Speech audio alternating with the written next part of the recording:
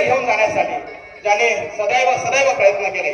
साहेब या महाराष्ट्रामध्ये पांडुरंग सावता महाराजांच्या मळ्यात आला आणि सावता महाराजांच्या मळ्यात येऊन खऱ्या अर्थानं या संत चळवळीची सुरुवात याच हरण तीर्थक्षेत्रातून झाली. महाराष्ट्र बदलाची नांदी की आदरणीय साहेबांच्या हस्ते याच मंचावरून या ठिकाणी होणार आहे. मी विनंती करतो आदरणीय देवेंद्रजी फडणवीस साहेब यांना.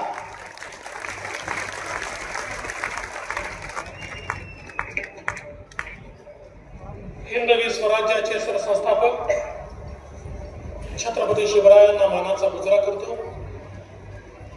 भारतीय राज्यघटनेचे शिल्पकार भारतरत्न डॉक्टर बाबासाहेब आंबेडकर यांना मानवंदना अर्पित करतो.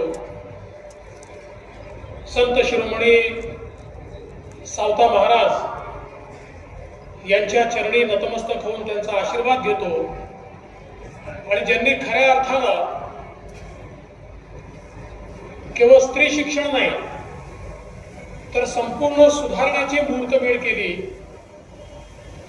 ते महात्मा ज्योतिबा फुले आणि क्रांतीज्योती सावित्रीबाई फुले यांच्या चरणी देखील वंदन करतो. आज या ठिकाणी मंचावर उपस्थित असलेले खऱ्या अर्थानं महाराष्ट्रातल्या ओबीसी समाजाचा बुलंद आवाज म्हणून ज्यांना ओळखलं जातं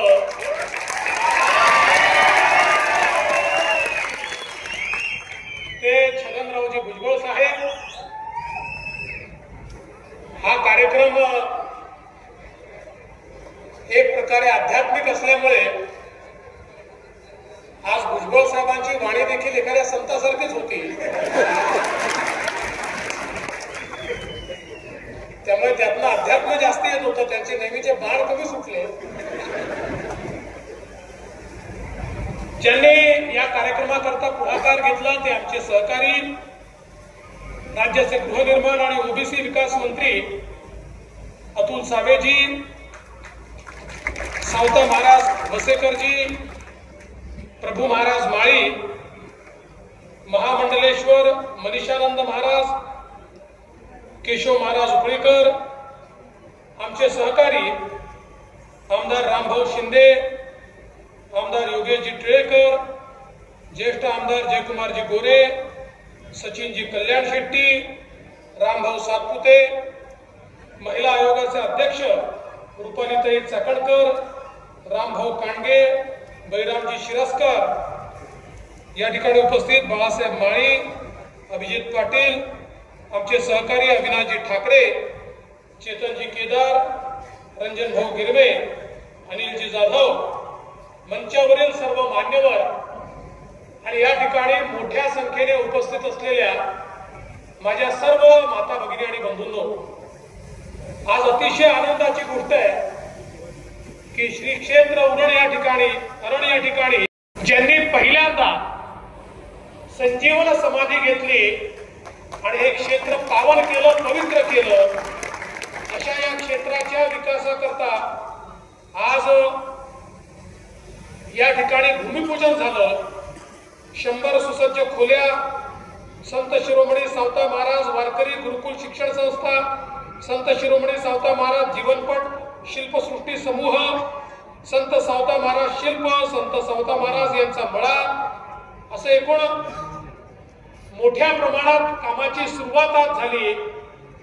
आणि मी या संपूर्ण समितीचे आणि या ठिकाणी आमच्या अतुलजींचे आभार मानतो की या कार्यक्रमाकरता तुम्ही मला बोलवलं आणि ही संधी मला या ठिकाणी दिली.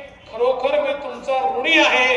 कारण संत श्रेष्ठांच्या श्री क्षेत्रामध्ये इतकं मोलाचं काम होत असताना त्याला आपला हात लागणं, यापेक्षा मोठा आशीर्वाद हा जीवनामध्ये कुठलाच असू शकत नाही, हे मानणाऱ्यांपैकी मी आहे.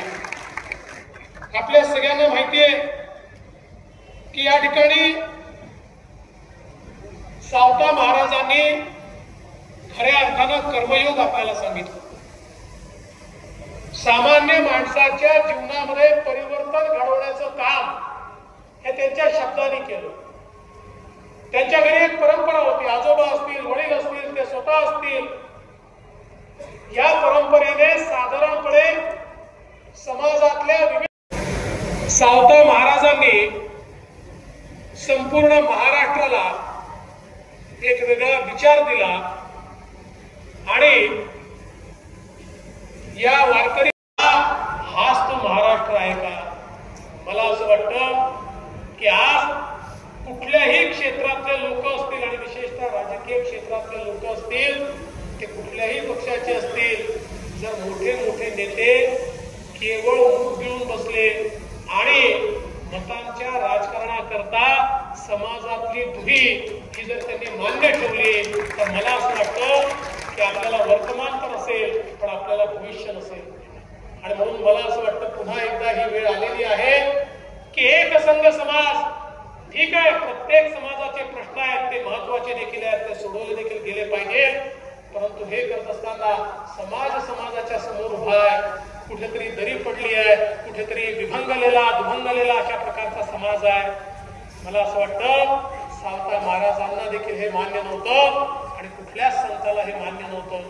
आज खरं म्हणजे आम्ही जर संतांची आमची नाळ जुळली असं सांगत असू, आम्ही वारकरी संप्रदायाचा इतिहास या ठिकाणी सांगत असू, पंढरीला ज्यावेळी भागवतांचा मेळा भरतो आणि पंढरीला पांडुरंगाचं दर्शन घेतो, त्या पांडुरंगाची महिमा आम्ही जर सांगत असू, तर पहिल्यांदा आपल्याला संपूर्ण समाज एकसंघ केला पाहिजे आणि आम्ही सगळे एकमेकाच्या पाठीशी उभे आहोत, एकमेकाच्या सुखदुःखात उभे आहोत, गावगाड्याला एकमेकाच्या सोबत उभे आहोत. अशा प्रकारची अवस्था ही जर आपण उभी केली तर खऱ्या अर्थानं संतांची नातं सांगण्याची त्या ठिकाणी आपल्याला खऱ्या अर्थानं एक सोय होईल, अन्यथा संतांची नातं आपल्याला सांगता येणार नाही.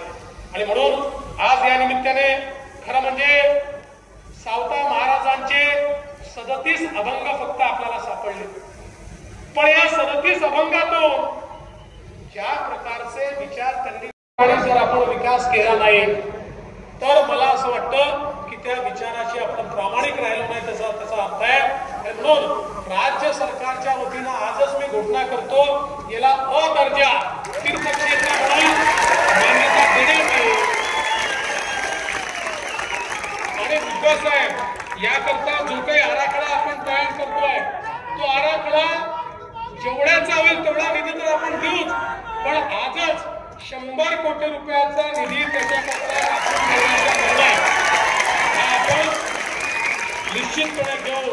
कारण तुम्ही स्वतः सांगितलं, नामदेव महाराजांनी अरणबद्दल काय बोललेलं आहे, धन्य ते अरण रत्नाची खाण, जन्मला निधान, सावता तो सावता सागर, प्रेमाचा आगर, घेतला अवतार माळ्या घरी, असं स्वतः नामदेव महाराजांनी सांगितलेलं आहे. महाराष्ट्राचं भाग्य किती थोर आहे, ही संत भूमी आहे, संतांची भूमी आहे. एकीकडे छत्रपती शिवरायांनी या ठिकाणी पराक्रमाने याला पराक्रमाची भूमी केलं, पण त्याच वेळी संतांनी याला संत भूमी म्हणून देखील या महाराष्ट्राचा गौरव केला. संत ज्ञानेश्वर, संत नामदेव, संत गोरोबा, संत एकनाथ, संत तुकाराम, संत सावता, संत चोकोबा, संत जनाबाई, संत कानोपात्रा, मी यादी वाचत राहिलो तर ती यादी कधीच संपणार नाही. आणि या प्रत्येकाने आपल्याला जो काही विचार दिला त्यावेळी तर तो सुसंगत होताच, पण आज हजारो वर्ष बिहार सबसे तेज न्यूजला लाईक करा, शेअर करा, सबस्क्राईब करा.